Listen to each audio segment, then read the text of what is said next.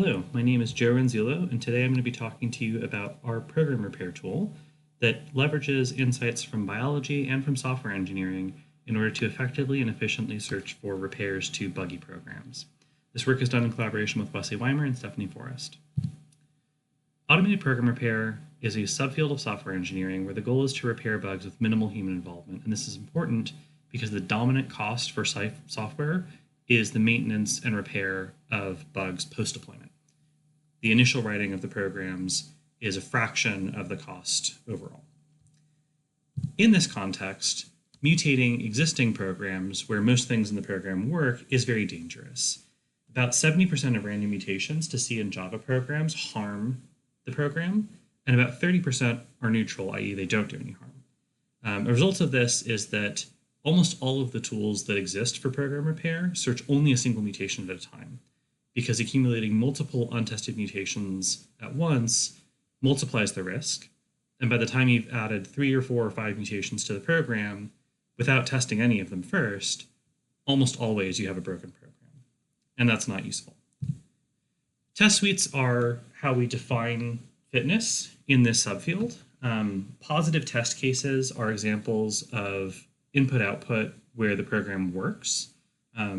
Negative test cases expose existing bugs in the software. And by adding up the performance of a given program on all of these test inputs and comparing their outputs to the ideal outputs, you can determine how well or how poorly the program works. In this context, we formally define neutral mutations as the set of mutations where the fitness of the mutated program is the same as the fitness of the original program on these test cases. Patches, then, are equivalent to the repaired program, where the mutations that you've made have resulted in the program behaving as well as a human-written repair to the same program. Using these neutral mutations as building blocks can be safe and effective. On the left-hand side, we show safety.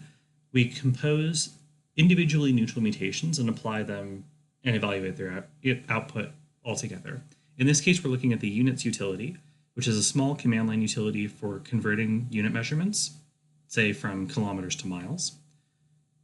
What we see is that even in this relatively small C program, the tolerance to safe mutation is actually shockingly high. When we've applied almost 200 neutral mutations, about half of the programs still work. And recall that about 70% of random mutations, one at a time, break the program. There's no way you could combine this many. Whether that's useful is what we show on the right, where we look at the incidence of programs that repair the bug in units. What we see is a sharp increase in the incidence of repairs as we apply more and more individually safe mutations until we hit a saturation point at more than 200 mutations applied, and then a slow and gradual decline off as we essentially go too far.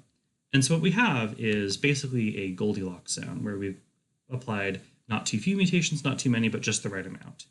So an obvious question then is, can we identify where this Goldilocks zone is to search for in different programs? We looked into this, and we found that for different programs, the peak number of mutations can vary pretty widely. For example, more than 200 for units, but only a little bit over 50 for this gzip bug. A different bug in the same program, the same gzip compression utility, has a much lower tolerance to mutation, closer to 30. And that shows one of the problems. Even similar programs admit different amounts of mutation applied to them. So we have to find these things dynamically, and we have to search on a problem instance basis. Our tool, MW Repair, splits this problem up into 2 stages. In the first stage, we pre-compute a set of neutral mutations for later use. And in the second stage, the online phase, we combine these building blocks adaptively to figure out how many mutations we should be trying at once, determining their success based on the outcome of test evaluations. This algorithm works. It repairs more bugs and harder bugs than existing reference tools. So we compared to 2 implementations of the GenProg algorithm on the defects for J benchmark. The 2 implementations of GenProg were evaluated by different research teams, but they found either 2 or 6 repairs in this subset of bugs. Our tool found 16. Interestingly, we also found repairs to bugs that no other tools in the field had repaired. And those bugs vary in complexity. Most of the repairs that we find are small, i.e. they apply to like a single line of code. However, how we find them is in larger sets because we adaptively combine many mutations at once. And so what we find is that the before minimization size of the mutation sets is large, but after minimization, it's usually small. However, there are a few cases where we, after minimizing, still have more than one mutation that's required to repair the bug. And these are out of scope for all of those tools that only ever mutate one at a time.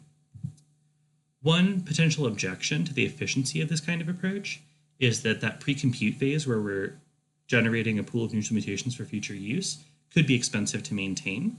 We investigated that. Here we're looking at 4 large Java libraries that are in the defects4j benchmark, and looking at 4 mutations that we found that were neutral.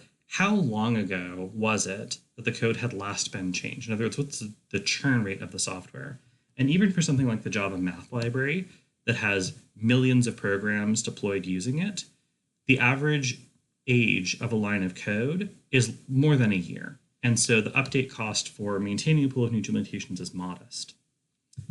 Finally, we contextualized our research tools performance in the context of the broader field.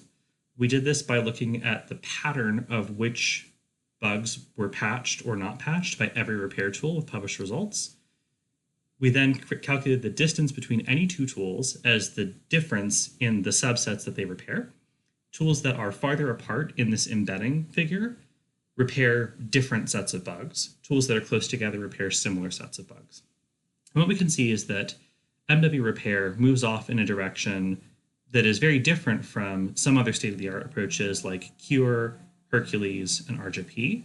And this suggests that even tools that have more modest overall performance, if they repair unique and different things, are still worthy of consideration. If you're interested in finding out more, I invite you to check out our full paper, which was published in ACM TILA last year. It's called Evolving Software, Combining Online Learning with Mutation-Based Stochastic Search. Thank you so much.